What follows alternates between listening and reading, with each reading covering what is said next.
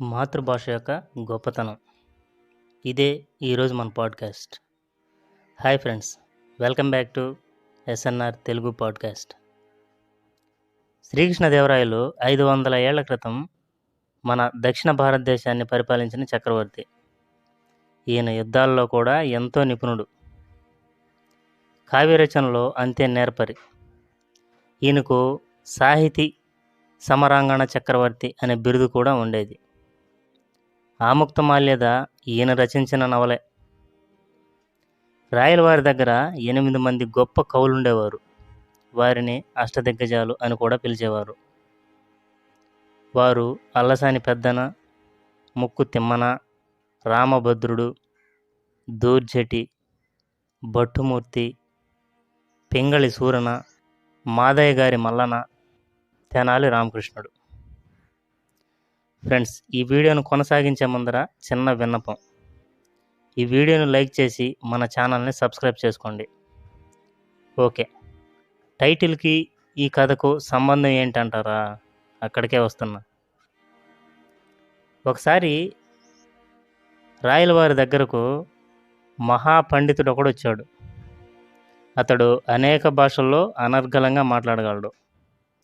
ఇంతకీ సమస్య ఏంటంటే, రాయలవారి సభలోని కవి పండితుల్లో ఎవరైనా అతని మాతృభాషను కనిపెట్టాలి.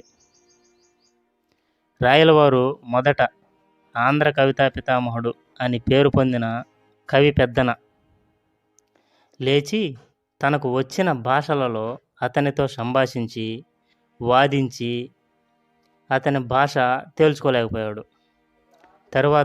ఒకరి తర్వాత ఒకరు అందరూ అంతే. చివరకు తెనాలి రామకృష్ణుడు వంతు వచ్చింది.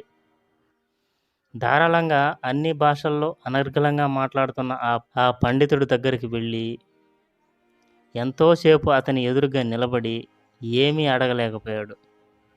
ఇక ఓటమి తప్పదని రాయలవారు కూడా భావించాడు. ఇకేముంది, ఆ పండితుడు కూడా ఇక వీళ్ళ పని అయిపోయిందన్నట్టుగా ఉప్పొంగిపోతున్నాడు.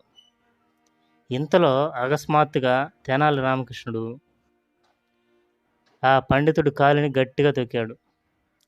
ఆ పండితుడు ఆ బాధ భరించలేక అమ్మా అని అరిచాడు.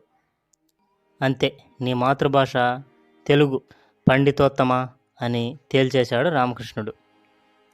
ఇక ఆ పండితుడు కూడా ఒప్పుకోక తప్పలేదు. రాయలవారు ఆనందానికి అవధులే లేవు. దీనిని బట్టి మనకేమర్థం అవుతుంది? మనం ఎన్ని భాషలు నేర్చుకున్నా, ఎంత ఎత్తుకెదిగినా మన మాతృభాష ఏదో ఒక సమయంలో మనం మాట్లాడక తప్పదు.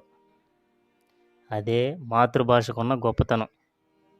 ఓకే ఫ్రెండ్స్, ఈ వీడియో మీకు నచ్చినట్లయితే ఈ వీడియోకి ఒక లైక్ చేసి మన ఛానల్ని సబ్స్క్రైబ్ చేసుకోండి.